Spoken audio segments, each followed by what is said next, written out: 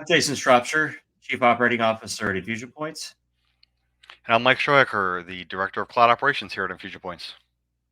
And today we wanted to update our audience a little bit on the state of the secure software development framework and the attestations that the government's going to be requiring soon. Um, so let's go ahead and get into this. Mike, do you want to talk the audience through the recent news?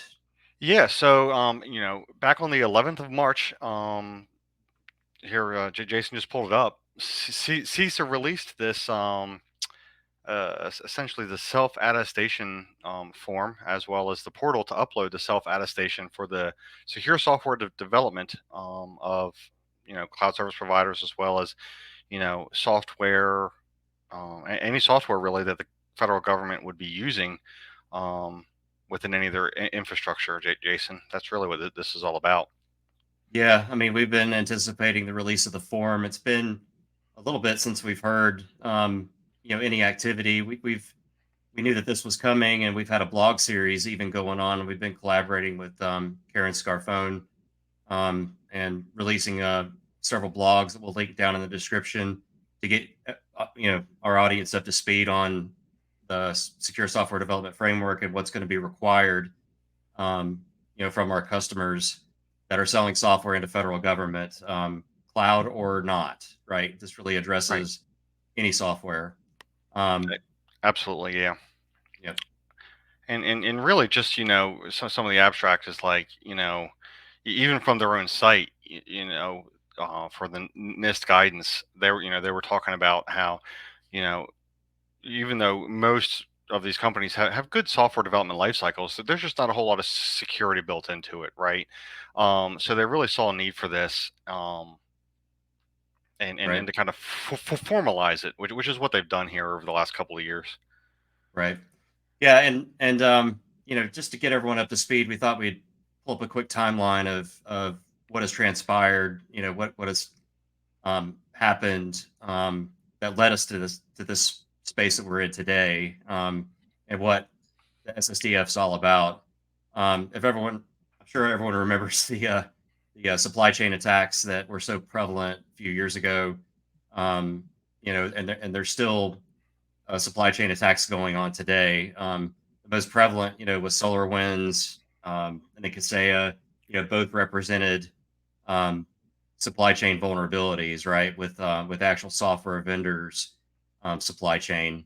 So really, the government realized, I think, back then, um, that of this need to kind of shift security left into the software development processes, and the government needed a way of having assurance that that was being done in the software that they were procuring.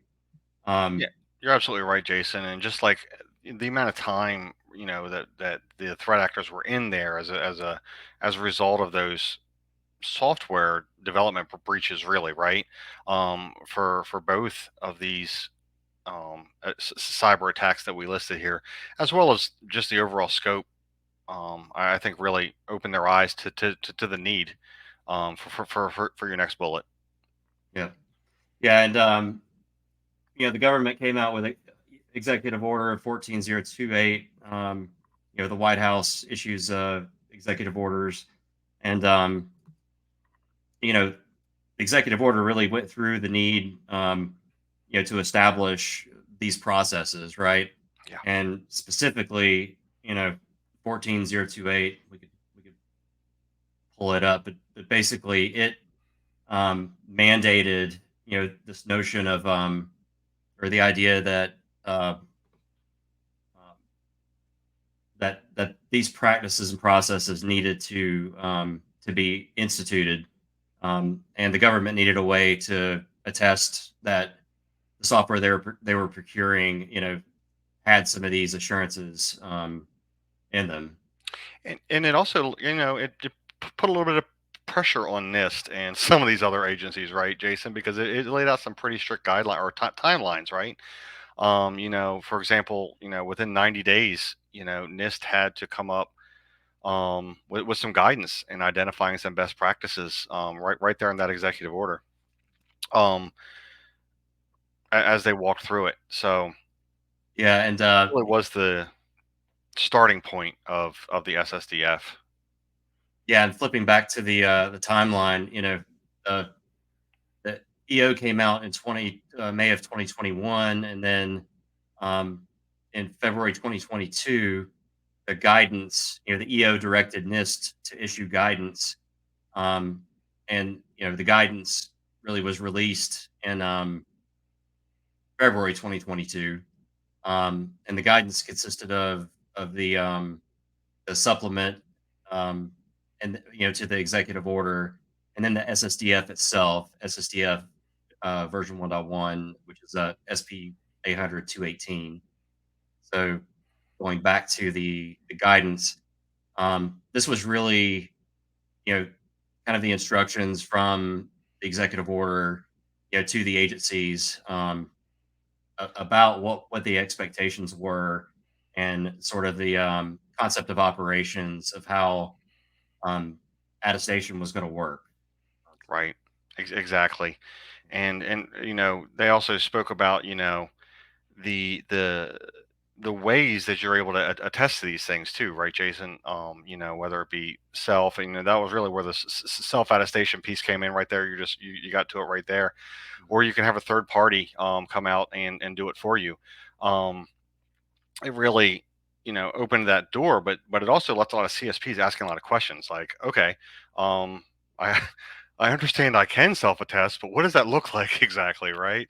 So I really think the release, I guess 11 days ago now at the time of we're talking right now, um, really helps bridge that gap and give CSPs a good clear path on what they need to do to satisfy this.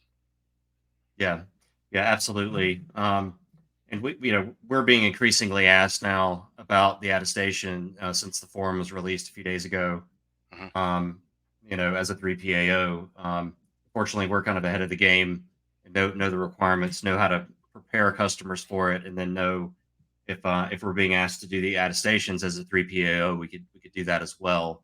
Of course, we can't do both due to the conflict of interests, but we have partners that if we do one, we can recommend a partner to help with the other. And and I also think it is beneficial for and well, let me back up. I guess at the end of the day, it really is a business decision for a CSP to decide whether they're going to self attest or get a 3PAO, right? But it really is beneficial to use a consulting firm and a 3PAO, just because I'm speaking for Infusion Points here.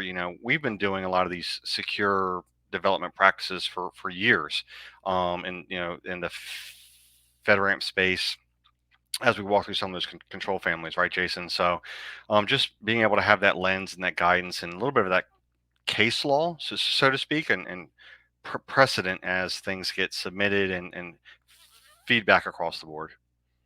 Yeah, yeah, absolutely. And then on the heels of the guidance coming out a few months later, OMB M 2218 um, came out.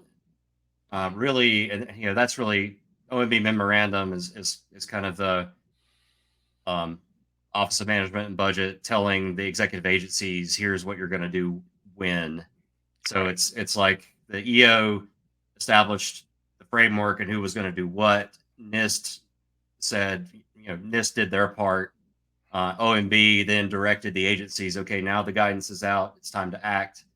And now finally, most recently, the SSDF attestation forms released, as we said, March 11th, and the artifact repository as well.